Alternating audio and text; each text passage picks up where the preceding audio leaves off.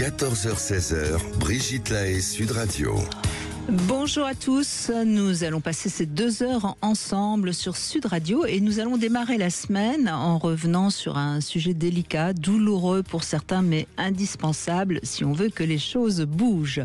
Arnaud Gallet est avec nous durant ces 2 heures, il travaille activement pour les droits de l'enfance.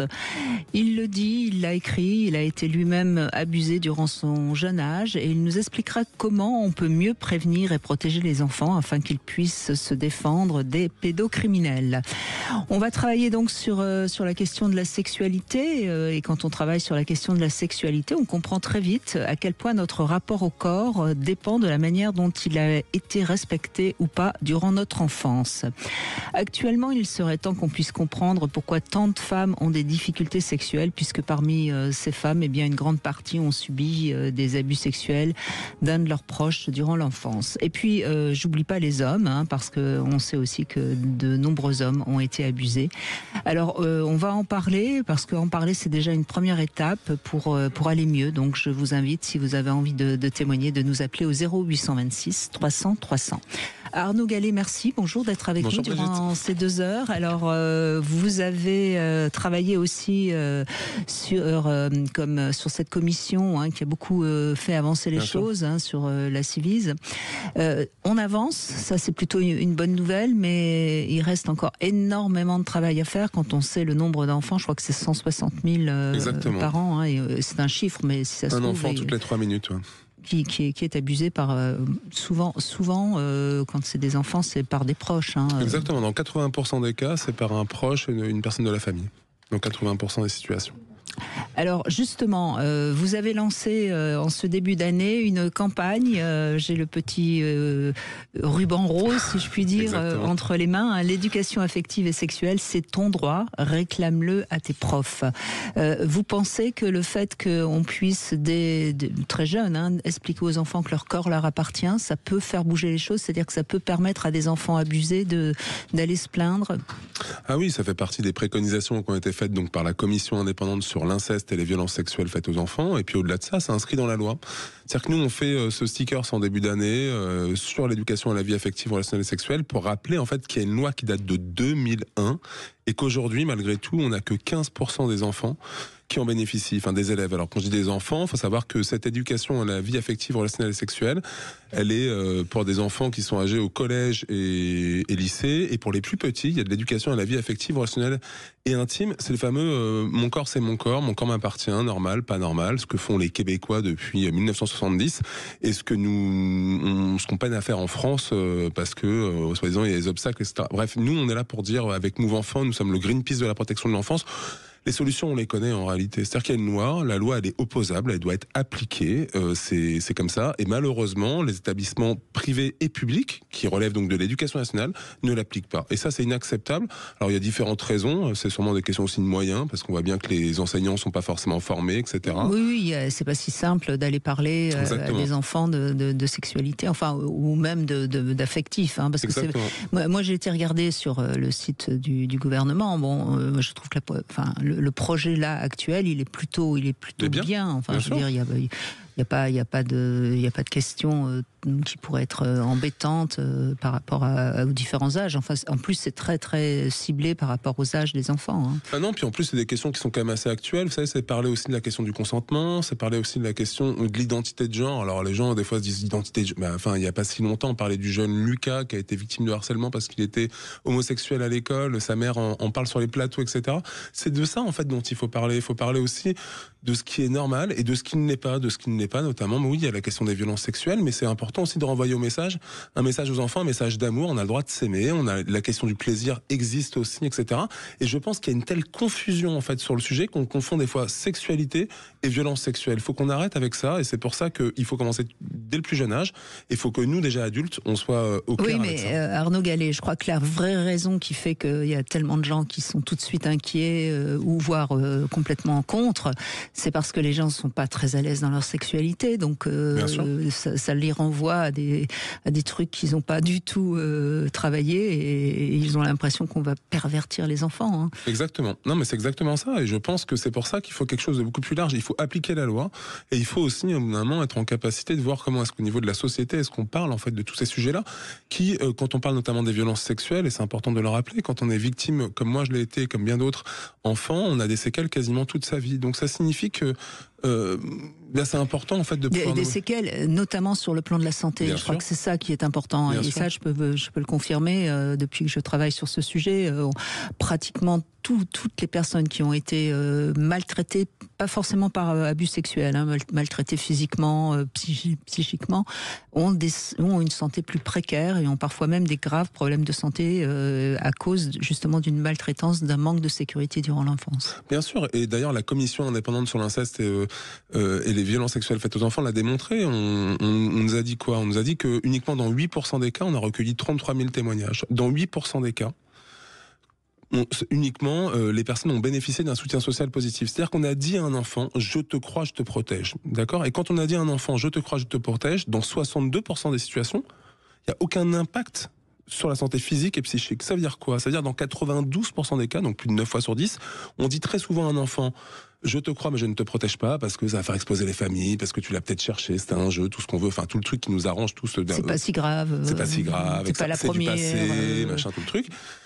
Voir t'es un menteur, t'es une menteuse. Et là, on se rend compte de quoi? Dans 100% des situations, il y a un impact sur la santé. Alors quel est l'impact? Une personne sur deux déclare avoir fait une tentative de suicide. 40% des personnes... On prend des risques beaucoup plus grands aussi, en tant qu'adolescent, par exemple, au moment de l'adolescence. 40% des personnes déclarent avoir une ou plusieurs addictions. Une personne sur deux déclare également avoir des troubles alimentaires. Il y a encore eu des témoignages là récemment de personnes qui disaient effectivement avoir un rapport au sucre, etc., différentes choses en lien justement avec des violences sexuelles vécues. Bref, il y a des tabous par rapport à ça. 40% des femmes, important aussi, disent avoir des troubles gynéco. Bref, on est sur un problème de santé publique majeur qui fait que malheureusement en France, et c'est le cas d'ailleurs de la situation, d'ailleurs quand même reste un peu dans l'actu, avec Gisèle Pellicot, je veux dire, elle rencontre des personnes, personne se dit au bout d'un moment, bah tiens, il y a peut-être quelque chose derrière. Non, non.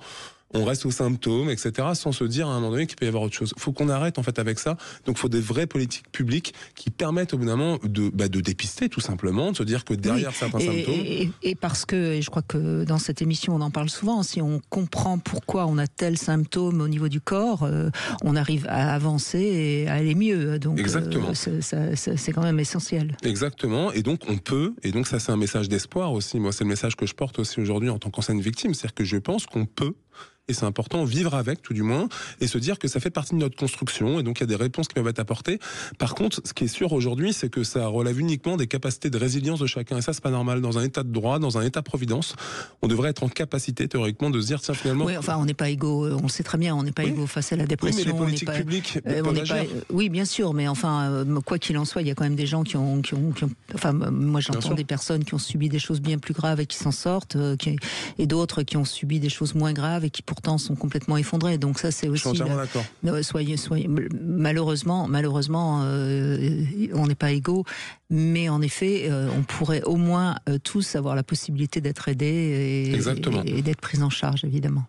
Et puis, ce que je crois qu'il faut bien comprendre, les blessures qu'on subit durant l'enfance, ça laisse des traces, ça laisse des cicatrices, mais on peut toujours aller mieux, et ça va être peut-être ce qu'on va essayer de transmettre durant ces 2 heures, Arnaud Gallet. Exactement. Bon, et ben si vous avez envie de témoigner, vous nous appelez au 0826 300 300. À tout de suite. Sud Radio. Sud Radio. Parlons vrai. Parlons vrai. Sud Radio. Parlons vrai. Les transports en commun. 14h-16h, Brigitte Lahaie, Sud Radio. Arnaud Gallet est avec nous, membre de la Civis, et on évoque donc les violences sexuelles sur les enfants pour justement faire tomber ce tabou et puis aider ceux qui nous écoutent à aller mieux. Belinda, merci de témoigner. Bonjour. Bonjour. Bonjour. Bonjour. Bonjour, Belinda. On entend déjà à votre voix et la façon dont vous commencez le témoignage que vous avez été victime, évidemment. Oui, j'ai été victime il y a 6 ans. 6 ans. J'ai été victime d'abus sexuels par mon père et mon grand-père. D'accord. Quand vous dites votre père et votre grand-père, c'est-à-dire que pas en même temps, j'imagine, mais les deux ont abusé de vous, c'est ça? Oui, alors, si, pratiquement en même temps.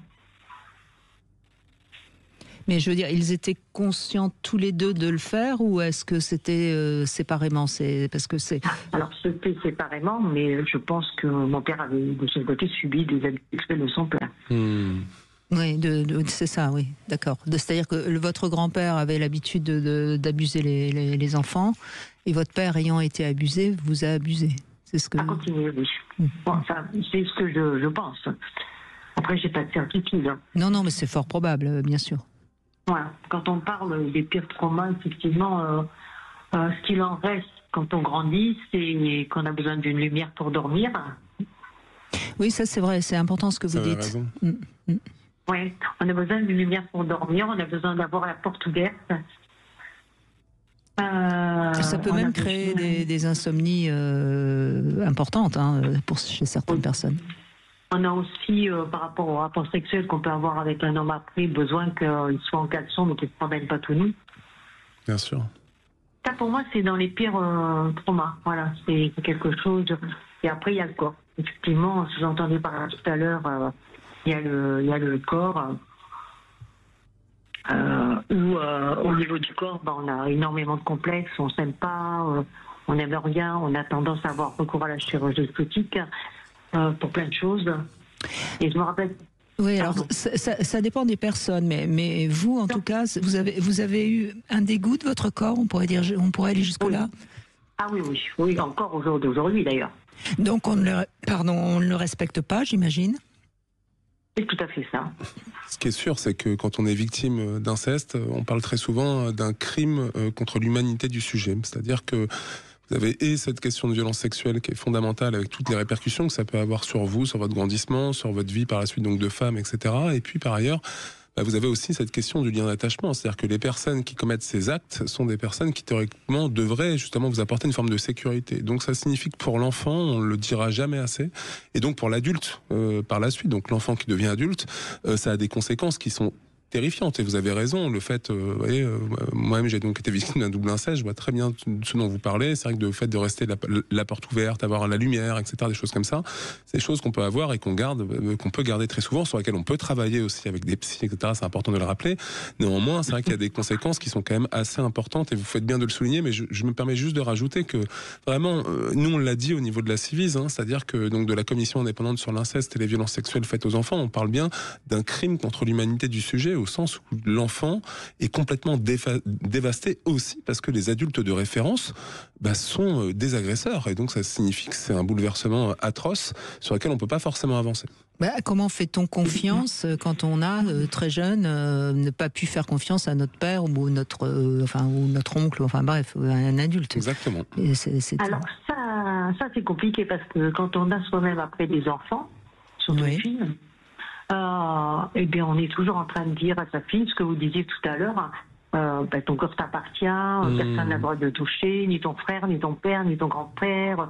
Voilà, personne, il t'appartient. Et ça, c'est quelque chose qu'on fait en répétitif et on est dans une surprotection qui n'est peut-être pas effectivement très bonne. Oui, mais du coup, vous cassez en même temps, vous cassez le cycle. Donc ça veut dire que c'est pas très bon peut-être parce que des fois, mais ça veut dire que le message il est quand même bon. Mieux vaut passer ce message-là, à mon sens, que passer un autre message qui viserait, à ne rien dire. Alors que là, finalement, certes, on peut se dire des fois, on peut être un peu excessif. Je vois très bien de quoi vous parlez, mais je pense que des fois, mieux vaut être excessif de ce côté-là, quitte à ce que le message passe quand même, que être dans le sens inverse où on fait pas grand-chose. Vous voyez ce que je veux dire? Moi, je pense que c'est important quand même, et c'est une manière. Et très souvent, on dit d'ailleurs, parce que l'inceste, on parle souvent en fait d'une répétition en fait par cycle au niveau générationnel, etc. Et pour que ça soit cassé à un moment donné, vous voyez, il faut des personnes comme vous, comme moi, je pense aussi, et bien d'autres, qui sont en capacité notamment de rompre ce cycle-là. Et finalement, vos propos, c'est ça aussi, c'est-à-dire transmettre ce message-là.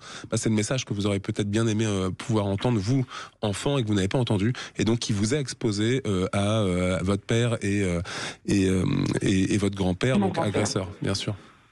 Après, moi, c'est vrai que ce que j'ai fait, j'en ai parlé à nos enfants. Quand ils ont été en âge de pouvoir l'entendre, j'en ai parlé à nos enfants. Très bien. Oui, c'est bien, parce que d'abord, du coup, ils ont compris pourquoi vous les avez un peu surprotégés. Et puis ensuite, il n'y a rien de pire que les non-dits, parce que les enfants sont des vraies éponges et ils devinent beaucoup de choses. Et vous, Belinda, visiblement, vous avez travaillé sur ces abus. Qu'est-ce qui vous a le plus aidé à aller mieux? Alors, honnêtement, je me suis donné un coup de pied aux fesses. Vers quel âge à peu près? Et qu'est-ce qui vous a fait prendre conscience qu'il fallait vous donner un coup de pied aux fesses? Que la vie, j'avais vécu ça, de toute façon, si ça partirait jamais, hein, de toute façon. C'est quelque chose de soit ça m'aidait à avancer, à grandir et à évoluer autrement. D'ailleurs, j'ai choisi un métier qui me correspondait puisque j'ai été famille d'accueil pour enfants abusés. D'accord. Très bien. Oui, donc vous avez réparé à travers les autres aussi. Mais alors non, je vous arrête tout de suite. Pardon. J'ai rien réparé du tout. Pas avec les enfants qui ont été abusés parce que j'ai pas tout mélangé. Leur histoire était leur histoire et la mienne était bien mon sûr, histoire. bien sûr, mais, d'une certaine manière, on n'est jamais quelque part par hasard, Belinda. Non. Regardez, moi, ce que je fais aujourd'hui, je peux pas dire que mon engagement sur la protection des enfants, ça concerne pas non plus l'enfant que j'étais. Mais le mot était peut-être un peu fort quand j'ai dit réparer. Je comprends ce que vous voulez dire, Belinda. Ouais, pour moi, oui. Je comprends. Mais ce qui est intéressant quand même à dire, Belinda, c'est que aujourd'hui, ça rentre quand même dans le langage courant. Est-ce que vous pensez pas quand même qu'aujourd'hui, le fait qu'on en parle dans beaucoup de médias, qu'il y a des films qui ont été faits, des livres qui sont sortis, ça permet quand même plus à peut-être que quand vous aviez, par exemple, quand vous étiez adolescente, vous auriez peut-être plus facilement vous donner un coup de pied au cul plus tôt, si je puis dire. Alors certainement, parce que c'est vrai que moi je me suis dit, ouf, enfin on parle de l'inceste, enfin on parle du viol. Parce qu'on parlait toujours du sida, on parlait de plein de maladies, mais ça on n'en parlait pas. Donc vraiment, quand chez moi j'ai commencé à voir des choses à la télé ou des panneaux publicitaires qui parlaient du viol, de l'inceste, j'ai trouvé ça extraordinaire. Je me suis dit, enfin on peut sortir de ce silence. Et ça casse un peu. Moi je sais que personnellement je trouve ça très bien.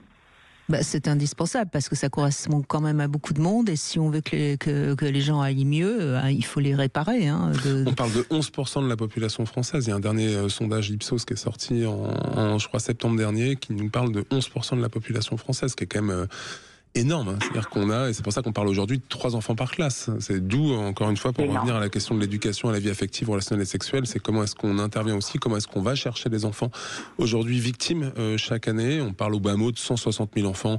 Bon, c'est vraiment au bas mot. Je veux dire, quand on regarde bien le nombre de plaintes qui ont été déposées, on voit bien que c'est fourchette basse.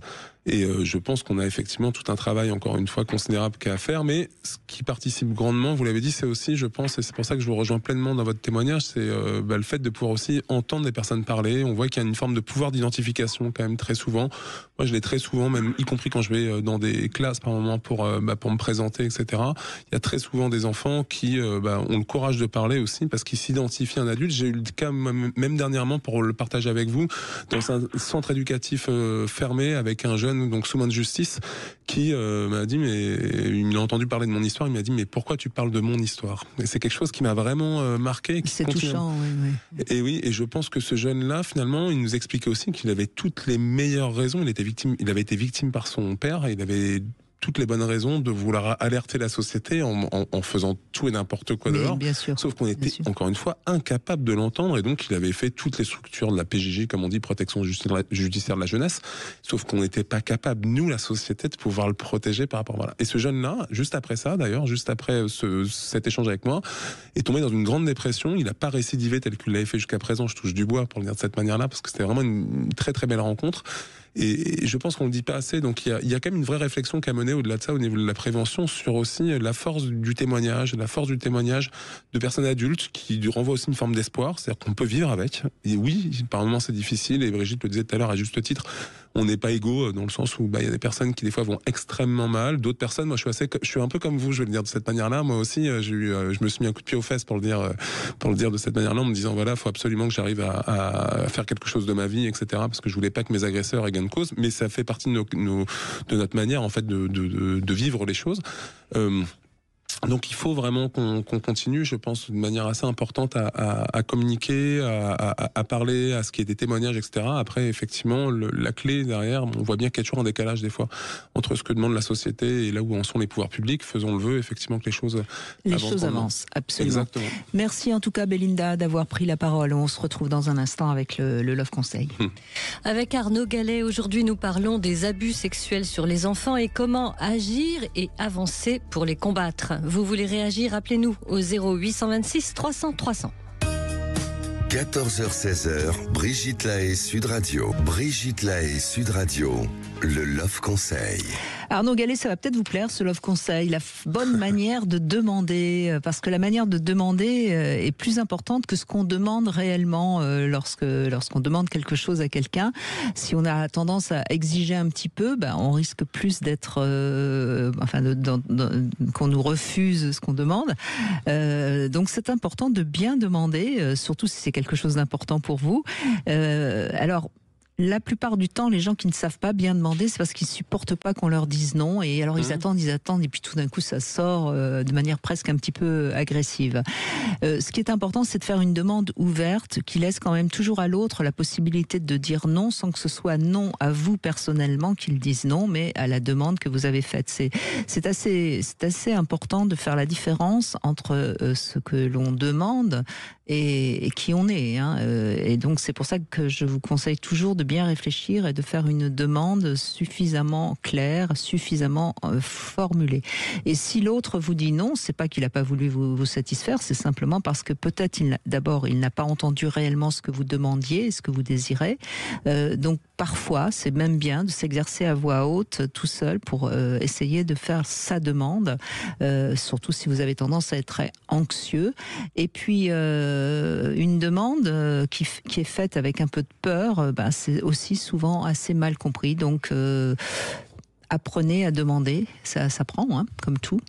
C'est important, c'est d'autant plus important ce que vous dites là, que ça rejoint toute la question aussi du plaisir, etc., différentes choses qui sont essentielles quand même, dans lesquelles on a tous besoin aussi, évidemment, on a tous nos envies, nos souhaits, bien sûr. Si vous appuyez sur la demande sexuelle d'un rapport sexuel, oui, vous avez raison, elles sont souvent mal formulées, ces demandes. Il y a ça, mais puis au-delà de ça, même je pense qu'il y a des fois des jeux de représentation qui sont pas évidents, et je pense qu'effectivement bien pouvoir exprimer les choses, c'est quelque chose qui est essentiel pour mieux comprendre et pour qu'on puisse vivre ensemble au-delà de la sexualité. Je pense que de manière globale, ne serait-ce que le sentiment amoureux en tant que tel, c'est des enjeux pour moi je pense de représentation, et qui sont essentiels parce que là encore, bien souvent on confond un peu tous les tabous. Et on ne le redira jamais assez, quand il y a conflit, il n'y a pas violence, et quand il y a violence, il n'y a pas conflit et autres, et donc ça veut dire qu'on a le droit aussi de s'aimer, c'est important. C'est pour ça, je pense qu'il y a vraiment un choix de société à faire, et le choix de société, il est de lutter contre les violences, mais il est aussi de se dire qu'on a le droit de s'aimer, on a le droit aussi d'exprimer nos sentiments, et ça, je pense que c'est important. Bien sûr, parce que l'amour va vers la paix, et la haine va vers la guerre. Donc il faut savoir si on a envie qu'il y ait plus de paix dans ce monde, il y a du boulot. Sophie, bonjour. Oui, bonjour Christine, bonjour Arnaud. Bonjour. Bonjour Brigitte. Pardon. Pourquoi vous m'appelez Christine? C'est intéressant. On va essayer. Non, j'avais un document sous les yeux, il y avait une Christine, excusez-moi. D'accord. Bon, voilà, donc merci de témoigner. C'est votre père aussi qui a abusé de vous et de vos sœurs, c'est ça? Oui, c'est ça exactement. Et alors, ce que j'aurais envie de dire, c'est que le pire dans ces cas d'inceste-là, alors bien sûr, j'imagine que tous les incestes ne se ressemblent pas, mais je pense que de nombreuses personnes vont se reconnaître. Le pire, ça n'est pas l'acte en lui-même, parce qu'on pourrait penser de prime abord que le pire, c'est d'avoir des relations sexuelles ou intimes avec son père. Mais pour moi, pas du tout. En fait, le pire, c'est la déstructuration qui accompagne l'inceste sur le long terme. C'est vraiment quelque chose c'est un mal qui vous ronge en fait. Et votre personnalité est détruite et vous avez un sentiment d'ambivalence. Du moins, c'était mon cas. Alors je l'ai analysé de la façon suivante, moi, c'est-à-dire que la figure du père, c'est le socle un petit peu sur lequel on devrait pouvoir se reposer. S'appuyer en tout cas, oui. Voilà, s'appuyer, oui, du moins. Et lorsqu'il se produit un inceste, on conçoit de la colère, on conçoit du dégoût, ce qui est tout à fait normal. Mais par ailleurs, on aime son père quand même, surtout si comme le mien, il avait il a des qualités que je reconnais encore à ce jour, quoi. Ce qui ne rend pas moins innommable l'inceste. Mais donc on se sent coupable parce qu'on se sent mal de concevoir ses sentiments à l'endroit de cette personne-là. Je pense que ça peut induire également des sentiments, alors je dis ça entre guillemets pervers, dans le sens où on sait que quelque part on prend la place de sa mère, donc il y a peut-être une rivalité aussi qui s'installe là. Et ça c'est extrêmement toxique, parce qu'on aime aussi sa mère, mais en même temps on est jalouse, et en même temps, enfin c'est vrai, c'est un nœud de serpent, quoi. Et pour moi, c'est un petit peu comme une maison qu'on est en train d'édifier, et si on bousille les fondations, on peut continuer à construire plus ou moins. Bon, il y a des murs porteurs qui vont s'effondrer, il y a la toiture qui va pas tenir, voilà. Ce que vous dites là est très important, pardon, je me permets, parce que vous voyez, je pense que c'est aussi toute la question de l'emprise en réalité qui est posée, et on ne le dira jamais assez. En fait, très souvent sur les violences faites aux enfants, sexuelles faites aux enfants, il n'y a pas forcément de violence autre, pas de violence physique, etc. C'est-à-dire qu'il y a une dimension d'emprise, et vous dites après, avec tout ce jeu qui peut être très insidieux, vous voyez, de se dire, au bout d'un moment, tiens, on entend effectivement un témoignage de rivalité avec la maman ou autre, je sais pas, enfin, tout ce truc-là où au bout d'un moment, on s'accommode d'une forme de réalité. Je le disais, moi, hors antenne juste avant, vous voyez, moi, j'ai été victime entre l'âge de 8 ans et 11 ans, et j'ai cru que c'était comme ça qu'on apprenait à faire l'amour. C'est ça. Donc, c'est exactement ça. Mais c'est ce qu'on nous a appris. On nous a appris qu'il y avait une loi qui était la loi pour les gens, le peuple, quoi. Et puis, il y avait la loi pour les gens comme nous qui étaient un petit peu à part, qui comprenions les choses. Exactement. Donc on pouvait s'accommoder d'une certaine liberté, disons, voilà. Et donc en fait c'était un cadeau qu'on nous faisait. Et donc on était bien ingrats. Bien sûr. Bah, de toute façon, l'adulte, lorsqu'il abuse d'un enfant, il le manipule, il lui raconte évidemment des choses qui, quand on est enfant, a priori, on n'a aucune raison de ne pas croire la parole de l'adulte. On n'a pas encore une vraie réflexion de ce que c'est que la vie. On n'a pas. Et donc ça fausse aussi tous les repères. Ouais. Mais votre mère dans l'histoire, vous avez l'impression qu'elle était... Qu'est-ce que vous en diriez? Parce que vous parlez beaucoup de votre père, mais... Alors, ma mère, certaines de mes sœurs m'en veulent beaucoup d'avoir de l'indulgence pour elle. J'ai beaucoup d'indulgence pour elle parce qu'elle a été élevée au couvent, alors dans une famille très traditionnelle. J'ai rien contre, ça peut avoir ses bons côtés, mais en l'occurrence, elle était un peu nunuche, disons. Et il y a une anecdote qui m'a frappée, qu'elle m'a racontée quand elle était déjà très âgée. Elle me disait que quand elle était au couvent, ses camarades lui demandaient, s'arrangeaient pour aller voler des oranges au cellier. Et c'était toujours elle qu'on envoyait. Et là, je me suis dit, tiens, là, il y a quelque chose. Déjà, elle devait être perçue comme quelqu'un qui allait céder si on insistait assez. Oui, c'est la soumise née, quoi. Mon père l'a rencontrée, elle avait 14 ans. Je pense qu'il l'a forgée à son image, quoi. Si elle avait rencontré quelqu'un d'autre, elle n'aurait pas du tout été comme ça. Je pense qu'elle a été dans le déni toute sa vie, parce qu'on a essayé toutes de lui en parler. Elle n'a jamais voulu admettre quoi que ce soit, mais ce qui est assez classique. Oui, mais et moi j'ai le sentiment, c'est un thérapeute qui m'a ouvert les yeux, m'a fait beaucoup de bien, ce monsieur. J'étais allée le voir, je crois que j'ai vu 3 ou 4 fois, et donc je lui ai expliqué que j'avais connu ma sœur quand j'étais petite, etc. Et que ma mère n'avait jamais rien su. Et là, il s'est mis en colère. Alors, je sais très bien que lui-même ne s'est pas mis en colère. Il a voulu me montrer qu'il était en colère pour que je percute. Et j'ai percuté. Il m'a dit, mais absolument pas. Il m'a bien expliqué. Alors, j'imagine que ça doit pouvoir arriver qu'une mère ne sache pas. Mais quand ce sont des incestes répétés comme ça sur le long terme, les mères savent. En tout cas, elles peuvent ne pas vouloir voir, mais il y a une part inconsciente forcément qui voit, voilà. bien sûr. C'est ce que je veux dire. Et donc, je ne lui en veux pas parce je vous dis, il l'a fait à son image. Oui, et puis il faut savoir aussi que chez les pédocriminels, on va répéter ce mot autant de fois qu'il faudra, il y a souvent une part de manipulation sur les enfants, mais évidemment aussi sur leur conjointe, de toute façon. Donc sur une femme comme vous la décrivez, soumise, c'est assez facile de la manipuler et de la mettre à côté et de s'arranger pour qu'elle ne puisse pas voir. C'est bien pour ça qu'on parle d'une stratégie de l'agresseur. C'est-à-dire que l'agresseur, pour parvenir à ses fins, va agir sur tout un milieu, que ce soit d'ailleurs le milieu social. On peut prendre un exemple quand même qui est quand même extraordinaire, l'exemple de l'abbé Pierre. C'est exceptionnel quand même. On est dans quelque chose où on a quelqu'un, on voit bien, là il y a encore un reportage là, qui vient de sortir justement là-dessus, où c'est quelqu'un à qui on donnait le bon Dieu sans confession, mais justement c'est parce qu'on lui donnait le bon Dieu sans confession qu'on aurait dû effectivement être vigilant. C'est comme les escrocs, ils ont toujours l'air très sympathiques. Je regardais hier soir justement, il y a un documentaire qui est sorti, Ligne Rouge, et qui montrait bien qu'il y a même, on parle des personnes vulnérables bien entendu, on se dit ok, on comprend la stratégie, mais même des journalistes en se disant tiens, c'est des personnes quand même qui n'osaient pas parler, en se disant mais je suis peut-être la seule à qui il a fait ça, donc j'ai pas envie vu ce qu'il fait, etc. Et donc lui, il parvenait à tout faire en fait grâce au statut social qui lui était donné, c'est-à-dire c'était le bon Dieu quoi. Donc c'est intéressant parce que le père de famille, c'est un peu la place quand même qu'il peut occuper. Mais vous savez bien, Arnaud Gallet, quand il y a quelqu'un qui tue ou qui fait des actes horribles, il y a les voisins qui disent pourtant il était si gentil, etc. etc. Exactement. Les monstres ont souvent une parure d'agneau. Exactement. Et le loup est à l'intérieur, et c'est pour ça qu'il peut dévorer autour de lui. Et c'est pour ça que la société d'ailleurs a du mal à avancer après en se disant non mais quand même il a quand même fait des choses bien quoi. L'abbé Pierre c'est typique quand même.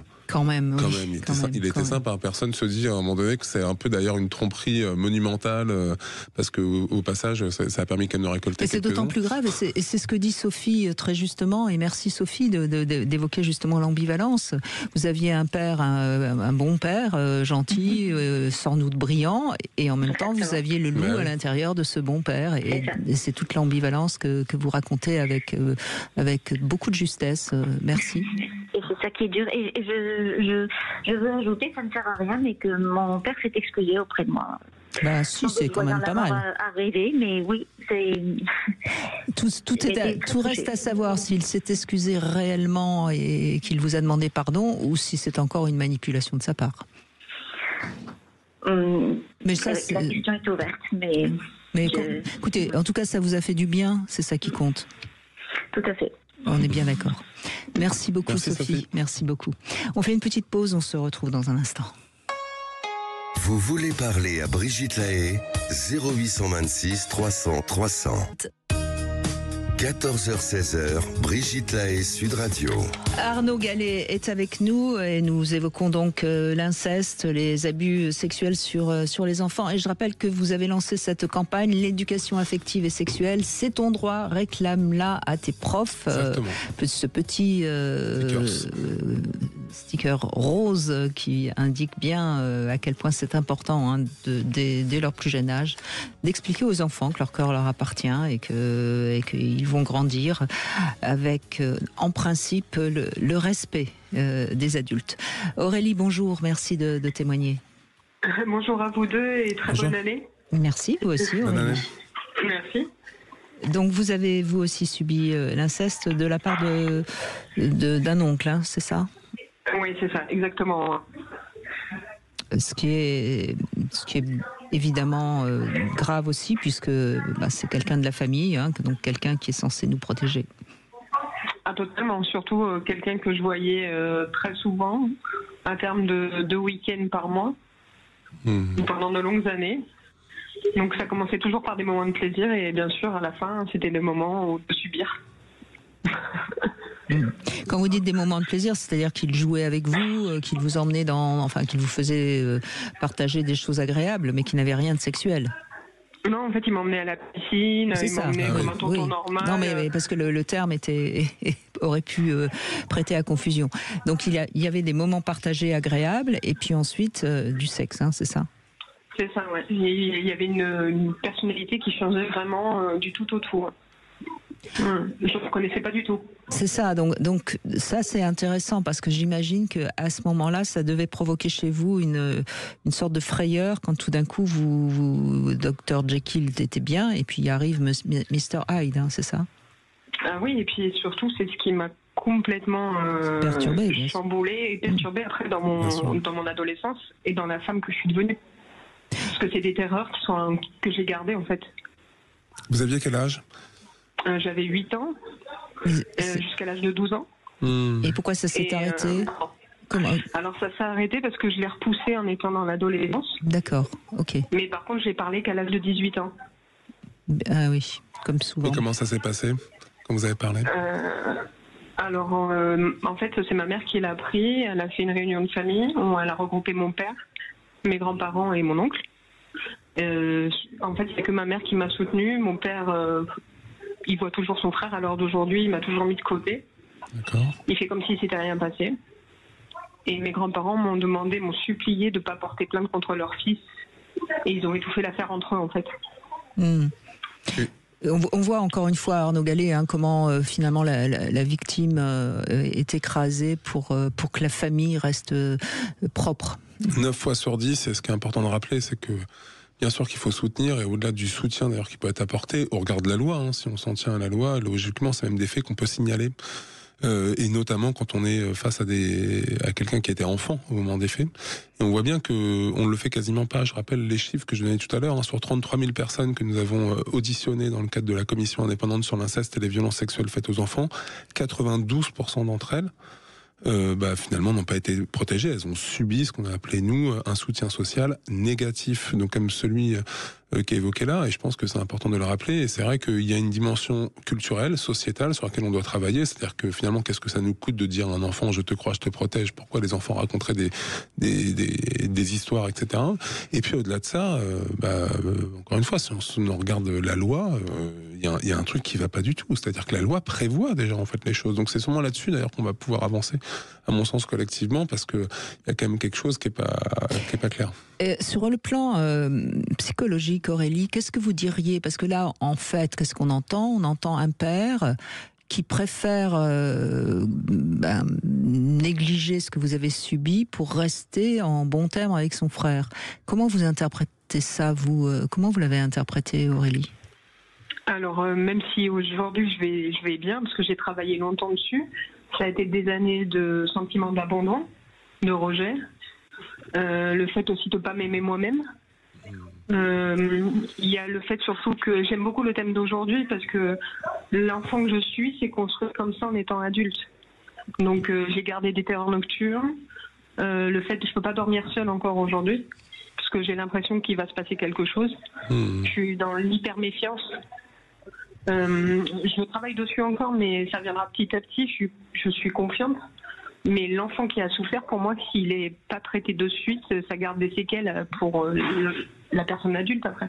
Bien sûr, bien sûr. Mais de toute façon, quoi qu'on vive dans l'enfance, ça a son importance. Enfin, je vais rappeler que la sexualité de qui que ce soit, elle se construit de manière très cognitive. Donc forcément, ce que vous avez subi a des influences sur votre sexualité, même si vous avez travaillé dessus et que ça va mieux, etc. Mais forcément, et c'est...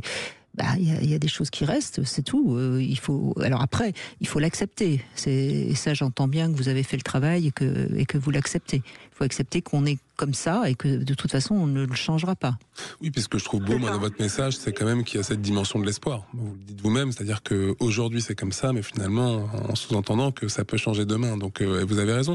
Et je pense qu'il faut aussi que nous soyons toutes et tous conscients de ça, c'est-à-dire que on avance à notre rythme, et après, c'est vrai qu'il y a un tas de choses qui peuvent nous aider. Ça peut être des psys, ça peut être, je sais pas, différentes choses, etc., qu'on peut saisir. De parler aussi. De parler, bien sûr. Ou d'écrire, puisque je crois que vous avez écrit un livre, Aurélie.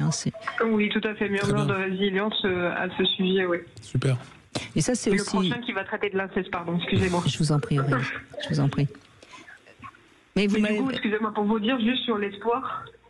Enfin, je veux dire, c'est ce qui me restait à moi, c'était ça justement, ne pas lui donner à cet homme cette impression de pouvoir qu'il pouvait garder sur ma vie de femme. Bien sûr. Donc il fallait absolument que cet espoir, je le transforme et que je prenne ma vie en main et qu'aujourd'hui je sois complètement heureuse et épanouie. Pas pour lui, mais pour moi. Et cet homme, je lui dois rien à part ma victoire sur le passé. C'est très bien dit. C'est joliment dit en tout cas, oui. Mais vous m'avez pas répondu sur comment vous interprétez que votre père est préféré. Qu'est-ce que vous pensez de son rapport à son frère, justement? Mon père, il est très lâche. C'est un homme très lâche. Et son frère aurait de l'emprise sur lui? Alors, de l'emprise, honnêtement, non, je pense pas. Mais mon père, c'est un homme égoïste, lâche, qui n'aime pas les conflits. Ce qu'il faut savoir, c'est que c'est son frère aîné ou enfin, excusez-moi, c'est par curiosité que je vous pose ces questions parce que je trouve ça intéressant de comprendre pourquoi parce que vous êtes quand même sa fille. Enfin, c'est quand on sait à quel point un enfant pour un père, c'est quand même quand il est normal. Hein. Mais, pardon, vous parliez du grand-père, oui. Oui, alors mon grand-père savait déjà que son fils avait déjà des problèmes à l'enfance. Il y avait eu des choses qui avaient été remarquées avec mon arrière-grand-père notamment. Et en fait, mon père, c'est l'aîné. Mon père a eu plutôt, on va dire qu'il a toujours été choyé, mis en avant. Et son petit frère, c'était l'inverse un peu. C'était celui qui ratait un peu tout, qui n'avait pas de chance avec les filles. Voilà, mon père, il était toujours bien vu, mis sur un piédestal. Oui, puis c'est un réflexe finalement clanique, c'est-à-dire c'est de se dire on maintient l'ordre familial et au détriment bien entendu de la parole de sa propre fille ou quoi que ce soit. C'est quelque chose qu'on retrouve malheureusement de manière assez régulière. J'en ai moi-même d'ailleurs fait les frais au passage, mais comme énormément de personnes.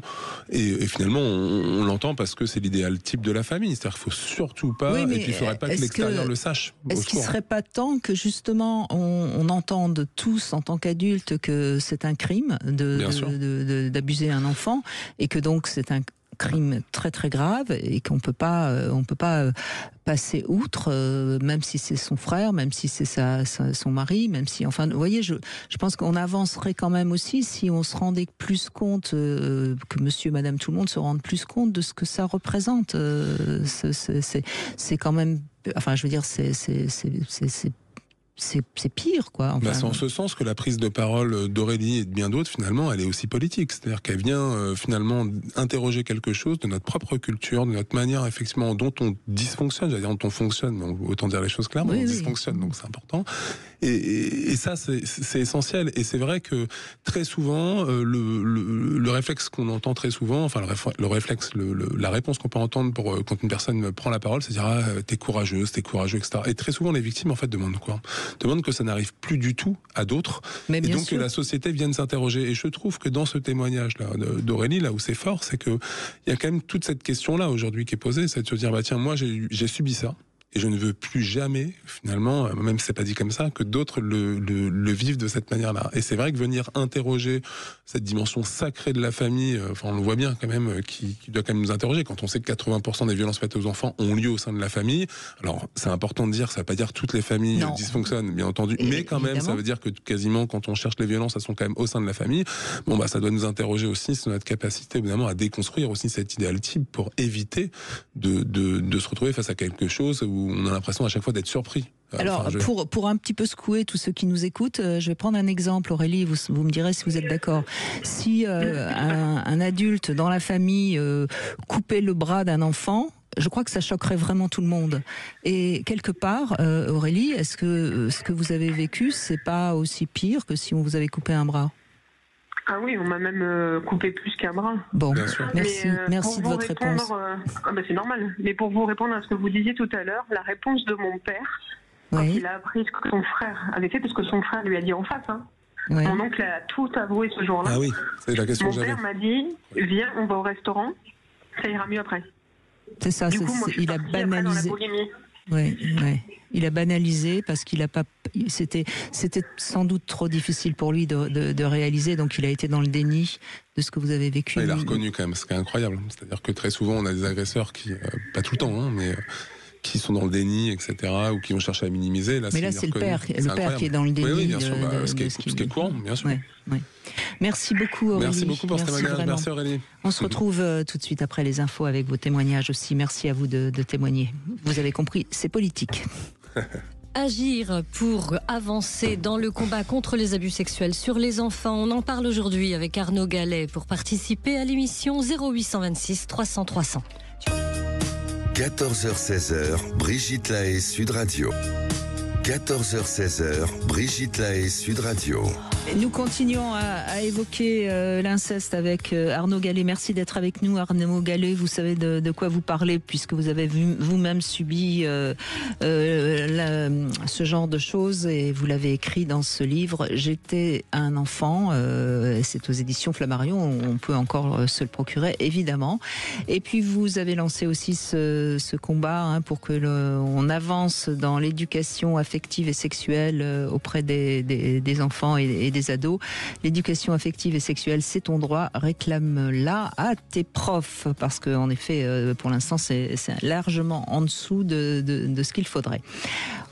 Karine, vous voulez réagir peut-être Non, je trouve ça très bien, je suis entièrement d'accord. Sur toutes ces questions-là, je vais réagir en disant qu'effectivement, c'est quelque chose qui est essentiel et qui nous permettrait d'avancer, qui est prévu dans la loi depuis 2001, comme je le disais tout à l'heure, mais on va laisser la parole à Karine.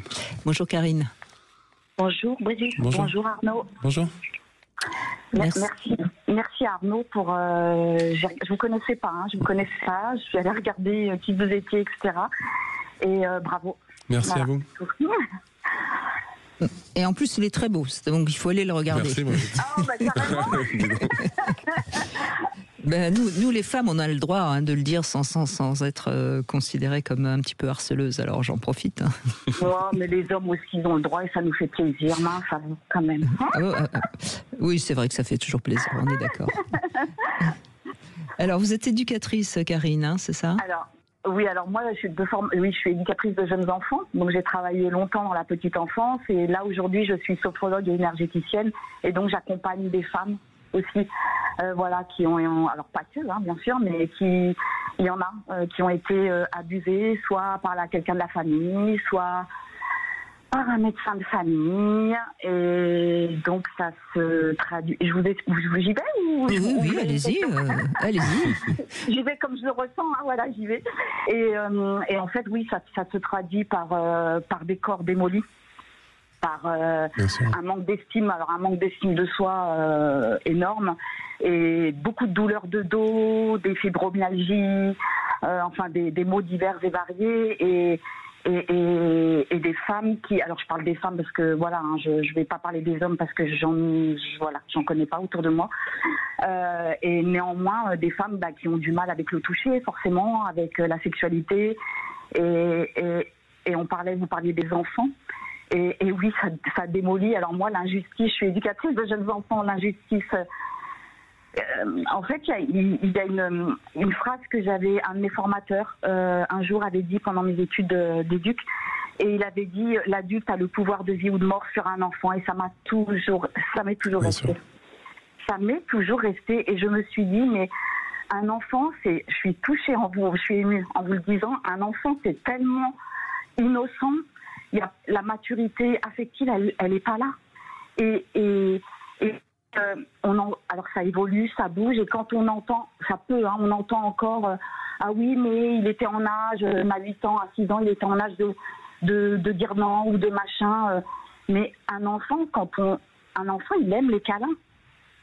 Et on confond parfois la sexualité d'un adulte avec les sens en éveil d'un enfant. Oui, c'est le texte merveilleux de Ferenczi, courant tendre et courant sexuel. Et l'enfant, bien sûr, recherche la caresse, qu'on le prenne dans ses bras, recherche l'amour même, mais ce n'est pas de la sexualité. Et c'est à l'adulte de bien faire la différence et de stopper, je dirais même, l'enfant quand il a un geste un petit peu trop sensuel qui pourrait ne pas être adapté entre un enfant et un adulte. Après, les choses ont changé quand même dans la loi, c'est-à-dire que depuis 2021, il y a eu un seuil d'âge de non-consentement qui a été introduit, c'est-à-dire que vous avez raison de dire ça, nous on était montés au créneau avec plusieurs associations, puisque jusqu'en 2021, le 21 avril exactement 2021, donc au moment de l'adoption de la loi Billon, On pouvait demander à un enfant, même de 4 ans, 5 ans, 6 ans, est-ce qu'il avait été consentant à une relation sexuelle avec son père, machin, enfin bon, des trucs complètement mais délirants et puis ravageurs, je veux dire,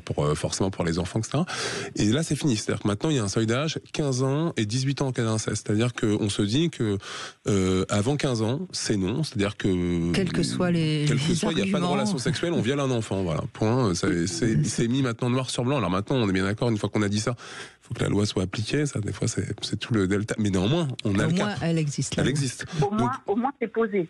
Exactement. C'est important de le rappeler. Et donc, ça montre bien. Oui, c'est important que les adultes entendent ce que vous dites, Arnaud Gallet, parce que il y a peut-être des adultes qui nous écoutent et ils ont leur nièce, leur cousine ou je ne sais quoi, qui a 13-14 ans, qui est très, très, très sexuelle, entre guillemets. Non, ça reste encore une enfant et quoi qu'elle demande, quoi qu'elle fasse, c'est non. C'est à l'adulte de repousser la gamine et de lui expliquer que c'est pas de son âge, et que c'est pas avec lui qu'elle peut faire quoi que ce soit. Exactement. Et puis j'allais dire, avant tout jugement, il est important aussi de se poser la question, effectivement, comme vous dites, comme une enfant, une jeune fille de 12 ans, de 13 ans, qui commence à avoir même des formes, etc. Que une jeune fille comme ça qui a une relation avec un homme plus âgé qu'elle ou peu importe, et d'aller chercher, en général, je ne vais pas faire une généralité, mais quand même en général, on sent bien qu'il y a un manque derrière, il y a un manque affectif, et du coup, plutôt que de juger en disant elle l'a cherché, gna gna.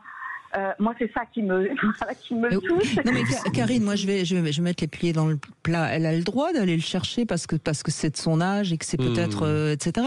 Mais c'est à l'adulte d'être adulte. Mais vous savez, il n'y a pas très longtemps dans les médias, il y a une affaire qui est passée à la trappe. On parlait d'un jeune homme, un jeune garçon de 15 ans, père de 2 enfants avec une femme qui en est 35.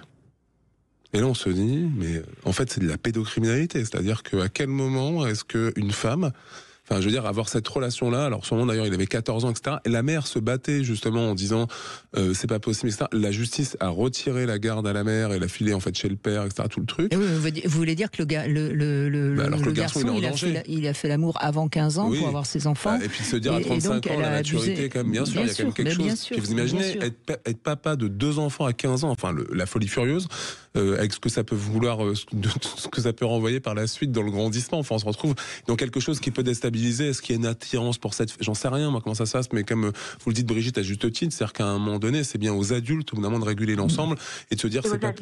Bien sûr. Mais c'est pour ça qu'il faut passer ce message, parce que... C'est important. Parce que c'est vrai que des jeunes garçons, des jeunes filles, 13, 14 ans, 14 ans et demi, je prends l'exemple de celle qui a été abusée par Roman Polanski, sont parfois très sexués, mais c'est pas pour autant, 15 ans, c'est la loi, et si on respecte plus la loi, où est-ce qu'on va, quoi? Exactement. En tout cas, là, la loi est claire et théoriquement, elle devrait s'appliquer. Bon, elle est récente quand même, 2021. Mais on avance au moins. Mais je pense que c'est important de le rappeler. Bien sûr, on avance sur cette loi-là. C'était quand même demandé en se disant, voilà. Et par contre, ce qui est important, c'est que ça ne veut pas dire que, parce qu'après, il y a les gens qui s'invitent en disant, oui, mais c'est la question du consentement. Non. Ça veut dire qu'on s'est dit qu'avant un certain âge, donc 15 ans, un enfant n'a pas la maturité psychique, on regarde son développement, etc., pour se positionner sur une relation sexuelle. Donc avant 15 ans, c'est non. Donc ça ne veut pas dire que c'est la question du consentement, parce que là, on voit bien, on s'invite des fois dans les débats sur différentes choses, etc. Et je pense que c'est essentiel de le rappeler. C'est prendre en considération qu'un enfant, en fait, grandit et que, en dessous d'un certain âge, il ne peut pas accepter ou donner son plein accord, en fait, dans le cadre d'une relation sexuelle avec un adulte. Clairement, et c'est là où il y a toute l'incohérence, c'est-à-dire que le consentement, c'est sûr, on peut dire oui, elle était consentante ou il était consentant. Néanmoins, on ne va pas chercher derrière. C'est qu'effectivement, il y a parfois des failles, des blessures, des manques affectifs ou quoi, qui fait que le jeune ou la jeune va aller accepter ou va chercher, et c'est à l'adulte là de dire non. Voilà, exactement. C'est là où il est important aussi de dire, cette notion de consentement, elle est parfois c'est un peu gênant, quoi. Enfin, vous voyez ce que je veux dire ? Oui, vous avez raison. Et c'est parce qu'on prend pas en considération le fait que les enfants, justement, on n'a pas. Vous voyez, vous faites un métier qui est incroyable, EJE, éducatrice de jeunes enfants. On n'en parle pas assez. C'est important. Moi, je trouve ça bien. Vous êtes présenté comme ça, parce que la question du développement de l'enfant, finalement, on en parle assez peu et on se dit des fois, tiens, c'est réservé à tel truc. Tiens, allez, hop, les EJE, c'est en crèche, etc. et autres. Bon, bref, c'est des métiers. Non, mais je sais bien. Non, mais je fais exprès. Oui, mais ce que je veux dire, c'est que on a une méconnaissance sociétale sur le développement des enfants. Il y a des personnes qui font un travail remarquable. En réalité, on pourrait, là on l'a bien vu d'ailleurs, ça avait été impulsé quand même un peu avec le gouvernement à travers le programme autour des 1000 premiers jours, etc., sur la manière dont l'impact que ça peut avoir sur le grandissement de l'enfant, et on ne le dit pas assez, y compris donc la question des violences sexuelles, mais pas que, la précarité, etc., différentes choses quand même qui avaient été également abordées. Et je pense que c'est important quand même de le dire, et l'enfant, il est quasiment invisible dans la société, c'est-à-dire qu'on se retrouve dans quelque chose. On fait trop confiance aux parents, en fait, en quelque sorte. Oui, ou même mais c'est pas aux personnes à qui on confie le prof de sport, le machin, le prêtre, le machin qui on veut, et puis voilà, on ferme les yeux. Mais je veux dire, quand je dis on fait trop confiance aux parents, on croit que c'est inné d'être parent. Non, c'est pas si simple de comprendre quels sont les âges clés des enfants, comment l'enfant se construit, et peut-être que ce serait pas mal de temps en temps qu'on pourrait donner un livret aux parents quand ils sont c'est bien pour ça à la maternité, et puis on les aiderait un peu à mieux comprendre à quel point c'est délicat la construction d'un enfant. C'est bien pour ça que l'éducation à la vie affective, relationnelle et sexuelle, bien sûr, c'est pour les enfants. C'est pour pallier les déficiences de certains parents, bien sûr. Mais je pense même au-delà de ça, ça devrait faire l'objet même de certains échanges. Enfin, je veux dire, faut pas qu'on fasse l'économie où on se dit tiens, d'un côté, pof, on met les enfants, comme si on arrachait les enfants aux parents, comme certains peuvent le dire. Non, moi je pense qu'il y a un débat public à avoir sur une question qui est fondamentale, qu'on se pose tous. Les violences, elles sont tellement nombreuses. Enfin, c'était rappelé justement là dans le témoignage, c'est-à-dire que quand on parle des violences faites aux enfants, de manière générale, on dit quand même que les chiffres sont atroces en France. On parle de 160 000 enfants, un enfant toutes les 3 minutes victime de violences sexuelles. On parle d'un enfant qui meurt tous les 5 jours sur les coups de ses parents. Donc on se dit évidemment, qu'est-ce qu'on fait de ce truc-là, etc. Comment est-ce qu'on comprend évidemment ce qui se passe en fait comme mécanisme, notamment dans les cas d'ailleurs d'infanticide, etc., qui sont terribles. À chaque fois on creuse et on regarde la même chose. C'est-à-dire que ces parents, il n'y a aucune excuse bien entendu, mais c'est de se dire que des fois il y a des parents qui ont été complètement débordés avec des enfants qui sont tout petits, etc. Et finalement, comme vous le dites à juste titre, c'est inné, quoi. Voilà, on peut y aller, etc. Quel soutien est-ce qu'on apporte, etc. Je suis pas en train d'excuser, attention. Hein, non, mais on parle bien de la même chose, bien mais sûr. Néanmoins, on parle de la même chose. C'est-à-dire, au bout d'un moment, à quel moment est-ce qu'on se dit, bah tiens, on vit avec les enfants, et comment est-ce qu'on les accepte, comment est-ce qu'on se dit, au bout d'un moment, voilà, comment est-ce qu'un enfant grandit, etc. Finalement, on a l'impression de jamais le faire, et aussi de s'en rendre compte uniquement quand il y a un drame. Donc, il serait peut-être temps d'agir de manière positive. D'où, encore une fois, la question de l'éducation à la vie affective, relationnelle et sexuelle, qui parle pas que des violences, mais qui parle aussi des questions de consentement, qui parle aussi du fait qu'on a le droit de s'aimer, du plaisir, etc., différentes choses, et des choses de la vie, quoi, aussi, hein, tout simplement, et du distinguo qu'il y a à faire entre normal, pas normal, c'est quelque chose qui est essentiel, et je pense que là-dessus, il faut vraiment qu'on arrive aussi à avancer collectivement, mais on a pris le bon chemin. Merci Karine, merci beaucoup d'avoir témoigné, on continue dans un instant, et nous avons un homme qui va témoigner à son tour. Sud Radio. Sud Radio. Parlons vrai. Parlons vrai. Sud Radio. Parlons vrai. 14h-16h, Brigitte Lahaie, Sud Radio. Arnaud Gallet est avec nous et donc on avance. Merci en tout cas de votre combat, Arnaud Gallet. Vous avez déjà beaucoup œuvré et vous participez à beaucoup de médias, parce que je pense quand même que notre rôle en tant que média, c'est aussi de fournir l'information. Hein. C'est quand même important parce qu'il y a beaucoup d'ignorance. Hein, au fond, il y a évidemment des pervers, il y a des pédocriminels qui sont pervers, mais il y a aussi des adultes qui vont abuser, alors peut-être pas jusqu'à un abus sexuel réel, mais en tout cas vont un peu abuser parce qu'ils ne sont pas suffisamment informés. Et je crois que c'est dans ça qu'on a un rôle aussi à jouer. Moi, je remercierai jamais assez les médias. Je le disais, pour moi, déjà dans ma propre histoire, j'ai entendu un témoignage d'une victime, et c'est comme ça que j'ai compris que j'avais été victime. Et puis au-delà de ça, on est dans un sujet quand même où on cherche socialement à invisibiliser. Donc ça veut dire que si les médias n'étaient pas là pour porter, pour donner le micro, etc. à celles et ceux qui ont été victimes, et de très nombreuses d'ailleurs, ça signifie que ça serait un combat perdu. C'est-à-dire que sans les médias, je le dis de manière très claire, nette, précise, le sujet n'avancerait pas, parce que ça devient un fait politique, parce qu'on en parle en réalité. On l'a bien vu avec le mouvement MeToo Inceste, on l'a vu, etc. Avec tous ces témoignages qui ont été pris, qui sont des fois d'ailleurs un peu anxiogènes, mais qui viennent dire quoi, au bout d'un moment, ça vient mettre la pression aussi aux politiques, dire voilà, on a besoin de ça. C'est quelque chose qui existe, c'est important, et ça permet en fait, c'est une chaîne en réalité. C'est-à-dire qu'aujourd'hui, je pense qu'il y a un mouvement qui n'existait pas avant et qu'on doit beaucoup aux médias, à mon sens. C'est-à-dire qu'on se donne un peu la main, c'est-à-dire qu'il y a une dimension de solidarité entre victimes qui est transgénérationnelle, et ça, c'est important de le rappeler. Je vous le confirme parce que moi, je parle de l'inceste depuis peut-être une bonne quinzaine d'années, et au début, quand j'en parlais, on avait plutôt tendance à me dire que c'était pas très intéressant. Donc ça avance vraiment, je peux vous le confirmer. Merci. Laurent, bonjour. Oui, bonjour Brigitte, bonjour Arnaud. Merci d'être avec nous, Laurent. Allez-y, je vous en prie, on vous écoute. Alors, écoutez, moi, l'histoire est simple. C'est ma fille qui a vécu un inceste, mais qui ne s'en rappelle plus parce qu'elle était très jeune. Mon beau-père, le nouveau mari de ma mère, lui a avoué le jour de ses 17 ans. Okay. Et elle n'a aucun souvenir, donc du coup, de ce principe-là. Donc après, parce qu'elle était toute petite, non, c'est ça? Oui, c'est ça. Elle avait quel âge? Moi, entre 3 et 4 ans. D'accord. Oui, effectivement, vous avez une forme d'amnésie, en fait, chez les tout petits. Vous avez raison de le dire. Oui, apparemment, ça revient plus tard, parce que j'en ai discuté avec une amie qui lui est arrivée, et que tout est remonté lors d'une agression. Eh oui. Et elle avait une quarantaine d'années. Donc, ma fille a 30 ans à l'heure d'aujourd'hui. Donc voilà quoi. Après on a en tant que parents on a été un peu démunis. On s'est retourné de l'époque peut-être la corrélation avec ça, puisqu'elle a été suivie par un pédopsychiatre de bonne heure. Donc nous on s'est jamais posé ces questions, parce que on n'est pas trop au courant de plein de choses. Et bien sûr. Donc elle a eu un moment donné où elle allait pas très bien, c'est ça, et oui. Ça correspond évidemment au moment où ce grand-père donc l'a abusé. C'est ça. Oui, voilà. D'accord. D'après, il n'y aurait eu que des attouchements, ce qui est déjà assez énorme.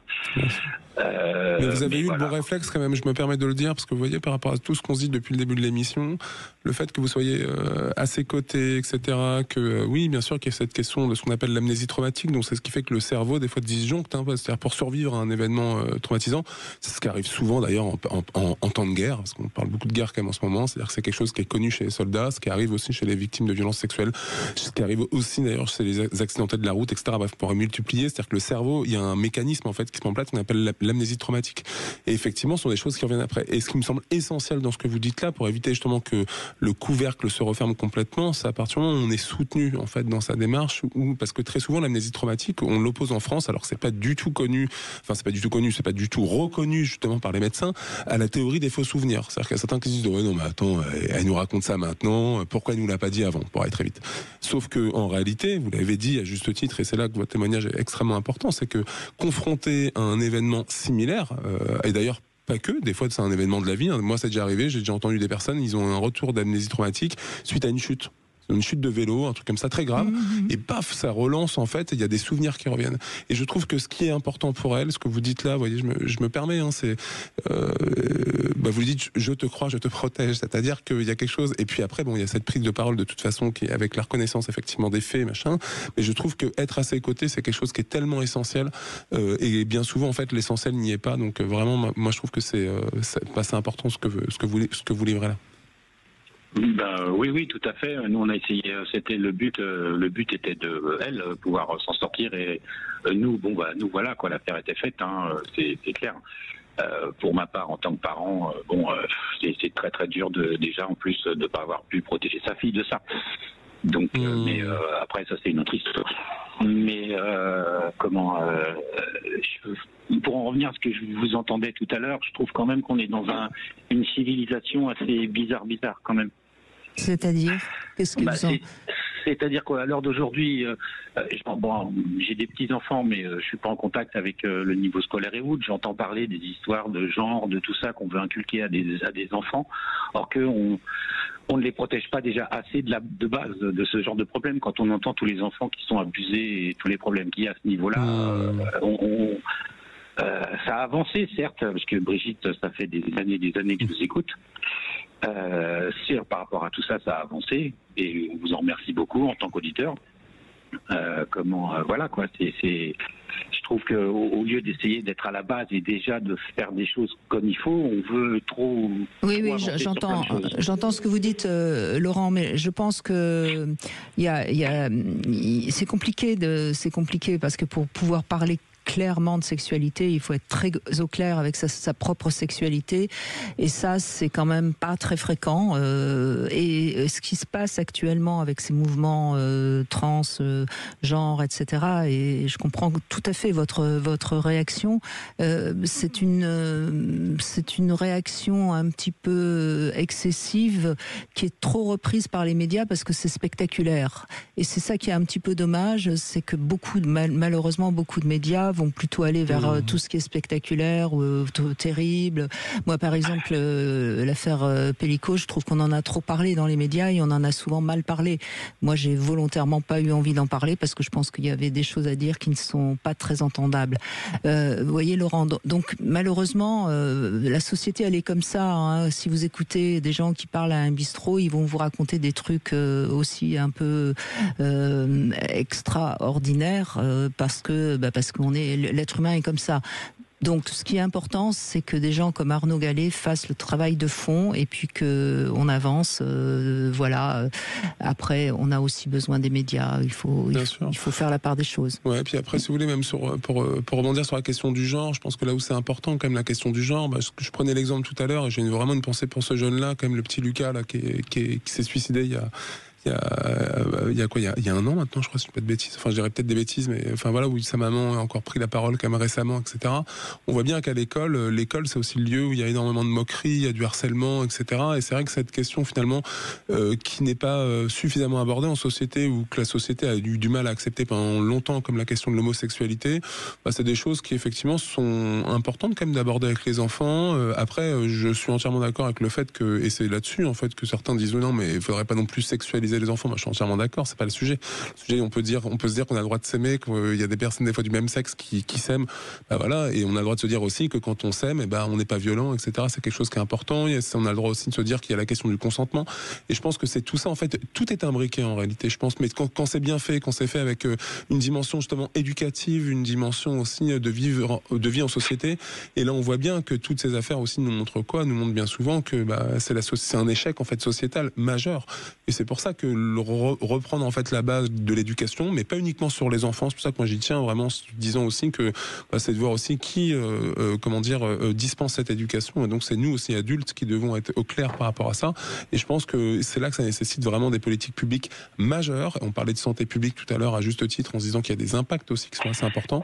Et on voit bien qu'aujourd'hui, là où le bas blesse, c'est qu'il n'y a pas suffisamment de moyens ou de volonté politique pour aller dans ce sens-là.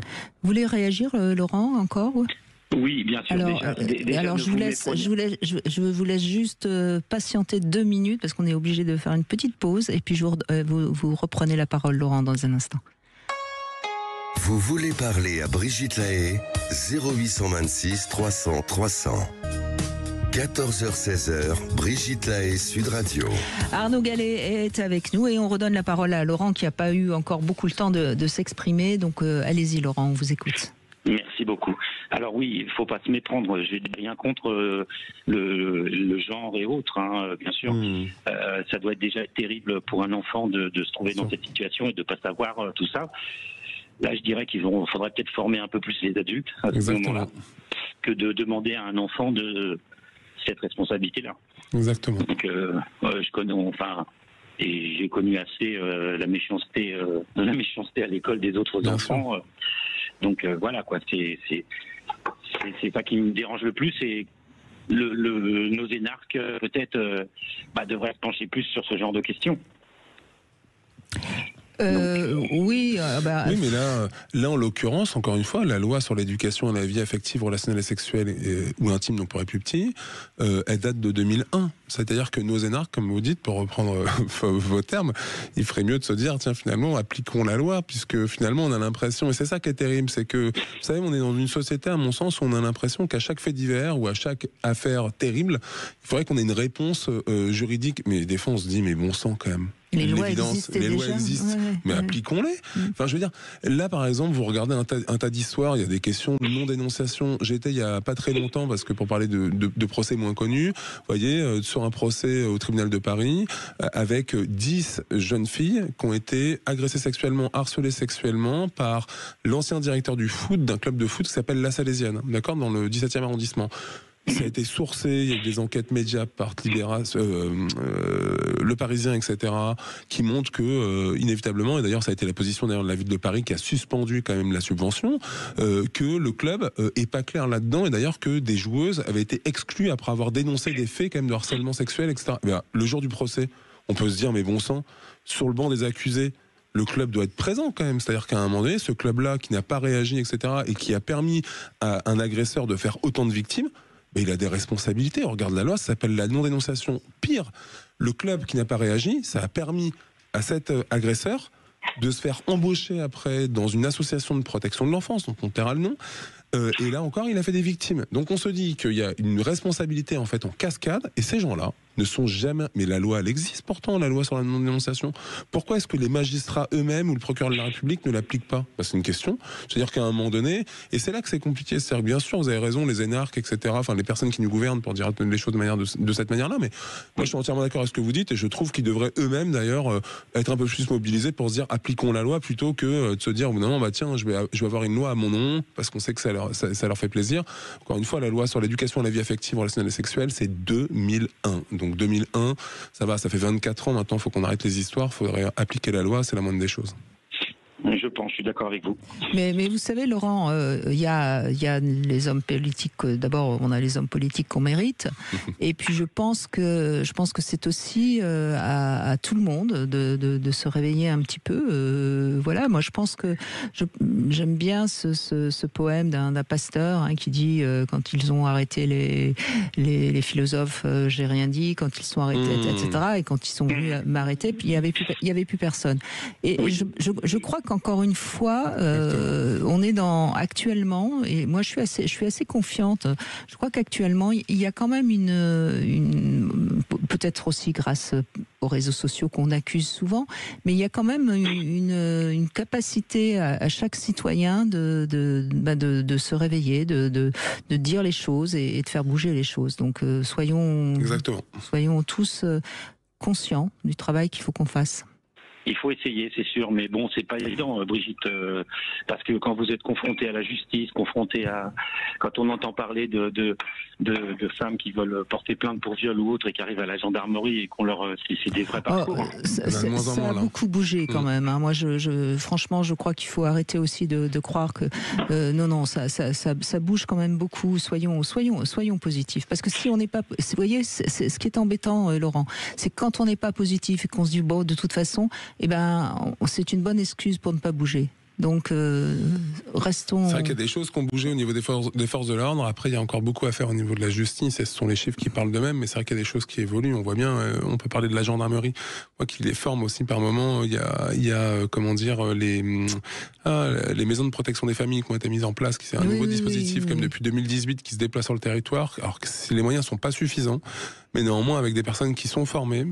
Mais c'est vrai qu'on devrait aller nettement peut-être plus loin, mais en se disant qu'effectivement il y a quand même quelque chose qui va dans le bon sens. Après, moi j'insiste un peu, mais au niveau de la justice, il y a un vrai sujet, mais qui est un sujet de fond en réalité. C'est-à-dire que je pense qu'il n'y a pas que par rapport à ce sujet, par rapport aux abus. Et on évacue très souvent le sujet de fond, c'est-à-dire qu'en se disant, au bout d'un moment, c'est pas juste de dire, je suis désolé, je vais le dire ici de manière un peu vulgaire, salaud de juge ou quoi que ce soit. C'est pas le sujet. Le sujet, c'est un sujet de fond, c'est de comprendre pourquoi, par exemple, sur la question de violence sexuelle, il y a 73% de classement sans suite.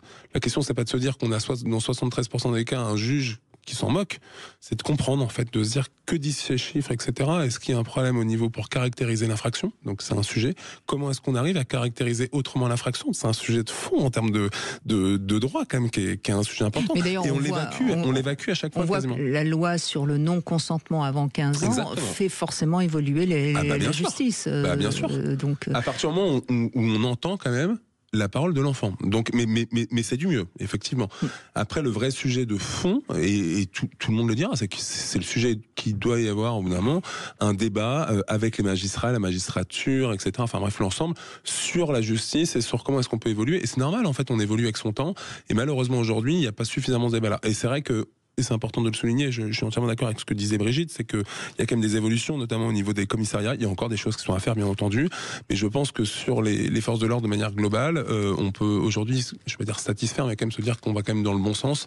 Et c'est bien souvent lié quand même à des témoignages, c'est vrai, terribles de personnes, notamment vous parlez de femmes, à juste titre Laurent, qui ont été dans des commissariats. Ça nous a tous choqués, et je pense que petit à petit, on arrive à avancer, et on espère bien entendu que quand tout du moins cette parole elle n'est pas prise en compte, qu'il y ait des sanctions par la suite, parce qu'effectivement on a besoin évidemment de voilà. Et moi je finirai juste là-dessus. Vous voyez, moi dans mon exemple précis, moi ma parole a été recueillie par une brigadière, et je me rappellerai, je pense, toute ma vie. J'ai eu 2 heures d'entretien.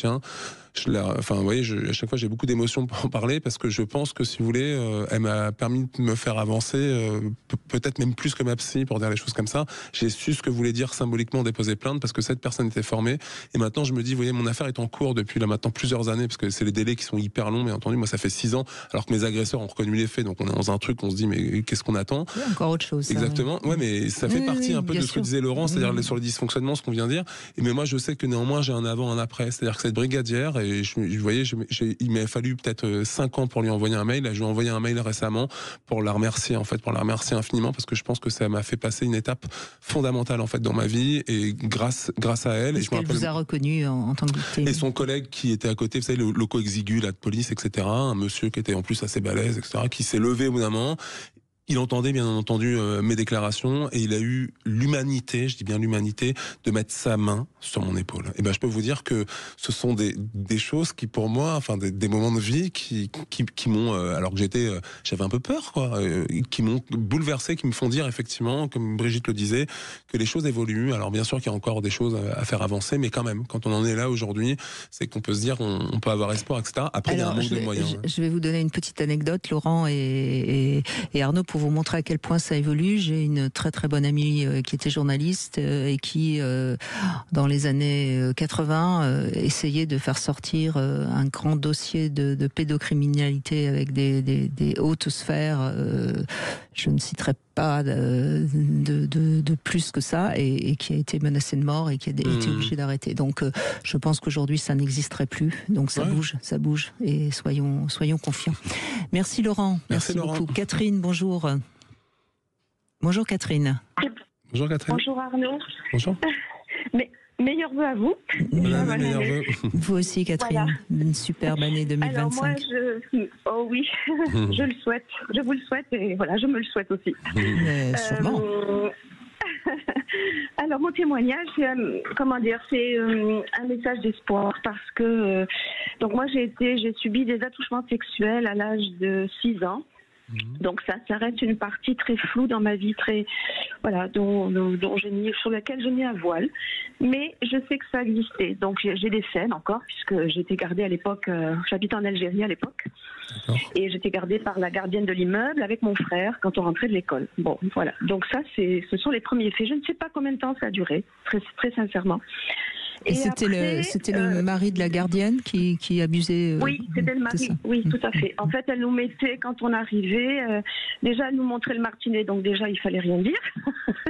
donc on se taisait, il fallait rester très sage. On était très sages d'ailleurs, mais bon. Et elle me mettait, moi, à côté de Hocine, et Olivier, mon frère, était à côté de moi.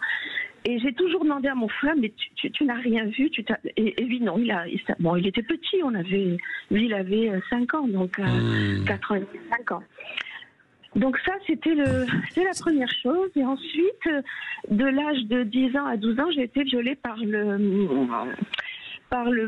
grand ami de mes parents, qu'ils considéraient comme leur frère. Ma mère travaillait avec lui à l'époque, à Alger toujours. Et donc il avait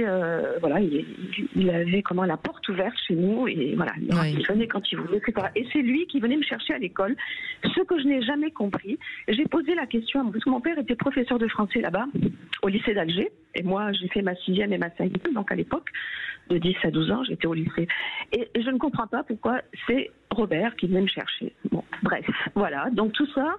ça, c'est pas... Alors, donc, ce qui est fort probable, mais encore une fois, c'est mon hypothèse et mon intuition qui vous dit ça, Catherine, c'est que ce fameux Robert avait suffisamment manipulé vos parents pour pouvoir aller vous chercher.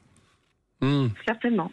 Oui, vous avez tout à fait raison. Oui, puis après, et puis après, ce qui est sûr et ce qui est important dans votre témoignage, c'est de rappeler quand même que le premier risque qu'il y a pour une victime, c'est d'être de nouveau victime. C'est-à-dire qu'on a souvent en fait l'impression, quand on a été victime, de devenir agresseur. Je rappelle que les chiffres, d'ailleurs, au niveau de la Commission indépendante sur l'inceste et les violences sexuelles faites aux enfants, nous disent quoi? Que vous avez 81% des victimes qui sont des filles, 19% des garçons. Alors on dit qu'il y a un tabou sûrement au niveau des garçons, etc.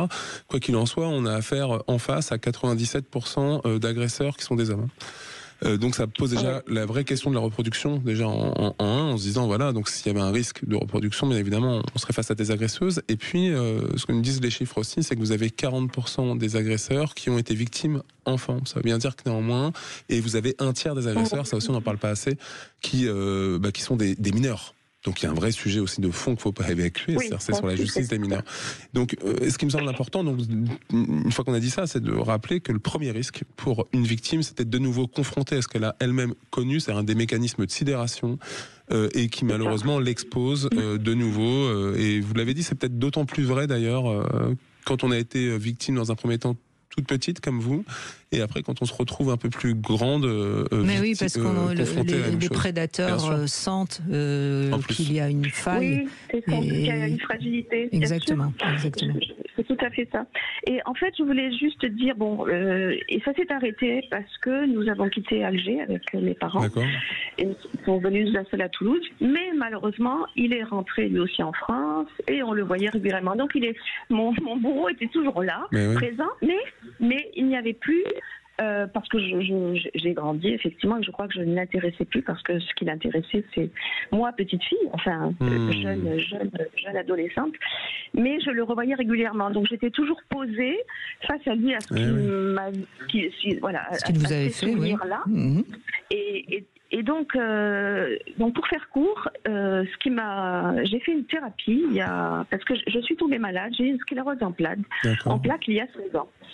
Et là, ça a été le révélateur de ma vie, cette sclérose en plaques, parce que je sais très bien que c'est lié à mon passé. Enfin, j'ai fait beaucoup de travail, de recherche là-dessus sur la symbolique, etc., le sens à donner à tout ça.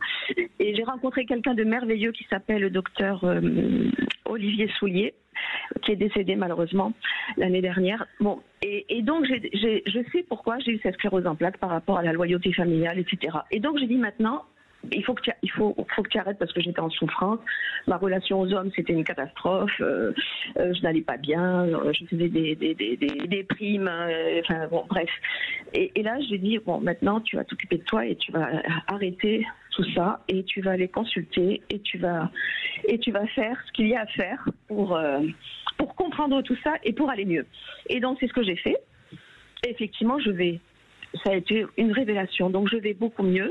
Je suis même devenue une femme très épanouie. Et aussi, ce que je voulais, pour répondre à ce que vous disiez avec l'interlocuteur précédent, j'ai fait, malgré le délai de prescription, j'ai quand même écrit au procureur de la République de Toulouse pour demander réparation, c'est-à-dire pour faire porter plainte. Alors qu'il y avait, mais c'était pour moi très symbolique. C'est bien, vous avez raison, ça compte. De fermer le livre de ce qui, de ce viol, et de me dire, je vais être lue par quelqu'un qui est la loi. Exactement. Et donc pour moi, il y aura une forme de réparation que je n'ai pas eu de la part de mes parents, malheureusement, mais bon. En tout cas, oui, c'est un geste qui symboliquement a de la puissance et c'est important de l'avoir fait. Je vous remercie de votre témoignage positif, vous l'avez bien dit, et on voit bien que dans votre voix, on l'entend, ça va bien. Je suis juste obligée d'ajouter, je ne redirai pas le nom de la personne dont vous avez parlé, mais qu'il y a des et il y a des plaintes sur cette personne pour abus. Donc, je voudrais juste ne pas. Bon, il s'est suicidé ou il est mort, on ne sait pas trop. Mais voilà. Donc, je voulais juste signaler ça quand même, parce que s'il y a des personnes qui ont été abusées par lui, qu'elles sachent que on le sait. Merci Catherine. On fait une petite pause. On se retrouve dans un instant. 14h-16h, Brigitte Lahaie, Sud Radio. 14h-16h, Brigitte Lahaie, Sud Radio. Arnaud Gallet est avec nous. Je rappelle le titre de votre livre, J'étais un enfant. C'est aux éditions Flammarion, si on veut mieux comprendre votre parcours. Et puis, je rappelle que vous avez lancé ce sticker, l'éducation affective et sexuelle. C'est ton droit, réclame-la à tes profs. Voilà ce que tous les enfants peuvent lire, entendre et voir. Séverine, bonjour. Bonjour. Bonjour Brigitte et bonjour à votre invité Arnaud Gallet. Bonjour. Alors moi pour ma part je voulais témoigner sur le sujet parce que j'ai été concernée par des viols par deux personnes différentes des voisins à l'époque alors ça date déjà bien un certain nombre d'années. J'étais petite, j'avais 7 ans à l'époque et j'ai gardé il fallait pas dire, c'était un secret puisque c'est ce qu'on m'avait demandé de c'est les voisins qui vous avaient oui. Donc j'ai rien dit et puis bon après il y a eu le sentiment. Alors petite, je sais pas comment je réagissais, mais toujours est-il que j'ai parlé de rien à personne jusqu'à plus de 25 ans. Pendant 25 ans derrière, j'ai tout gardé enfoui en moi, sans faire de déni, je le savais. Séverine, il faut bien comprendre que quand on a 7 ans et que des adultes qui a priori sont des gens que nos parents saluent, etc., nous expliquent que c'est un secret et que surtout il faut rien dire, on peut les croire sincèrement. Et donc vous n'avez pas à vous poser d'autres questions que le fait que vous étiez pure et que vous étiez une enfant et que donc on vous a manipulé. Oui, tout à fait. Enfin, effectivement, il m'a fallu quand même un certain nombre d'années pour le comprendre et puis et même l'extérioriser parce que j'en avais parlé à personne puisque après il y a eu le sentiment de culpabilité que tout le monde que toutes les personnes qui ont vécu malheureusement ça ont connu. Donc une grande culpabilité que j'ai eue pendant des années, très très longtemps. Et il a fallu un moment que j'aille consulter pour autre chose. Et puis c'est sorti. Alors pourquoi à ce moment-là? Mais toujours est-il que, mon témoignage, c'était pour faire part aux auditrices et auditeurs d'ailleurs, que si jamais ça leur arrivait, il fallait surtout en parler, vraiment, vraiment. Moi, ça m'a ouvert. Alors, ça a été un tsunami quand même au moment où j'en ai parlé. Ça a été assez difficile, violent pour ma part. Mais après, j'ai été accompagnée et j'ai été bien suivie, je pense, par des thérapeutes, puisque aujourd'hui, j'arrive à en parler ouvertement sans pleurer. Même si ça a pris beaucoup de temps. Bien sûr. Mais voilà, j'ai découvert mon corps parce que pendant toutes ces années, donc quasiment plus de 30 ans, je me détestais, je me trouvais vraiment horrible, affreuse, je détestais faire l'amour. Et aujourd'hui, j'ai pris goût à faire l'amour, à apprécier, à prendre du plaisir, parce que c'était ça aussi compliqué. Donc vraiment le témoignage. Vous êtes réconcilié avec votre corps et c'est ça qui est important parce que vous savez le corps il ressent les choses parfois différemment que notre tête ou nos émotions, mais certainement que la petite fille de 7 ans quand vous aviez 7 ans, son corps il sentait quelque chose de peut-être un peu dégoûtant, peut-être pas, et donc ça très longtemps ça a dû être imprimé dans votre corps. Et puis à un moment donné, vous avez réussi à reprendre possession de votre corps. Et donc aujourd'hui, il peut avoir du plaisir librement, j'ai envie de dire. Ça vous va ? Oui, totalement, oui. Et puis, le témoignage, comme vous dites, le corps a imprimé parce que pendant toutes ces années, j'ai fait énormément d'infections. Il fallait, c'était très compliqué physiquement.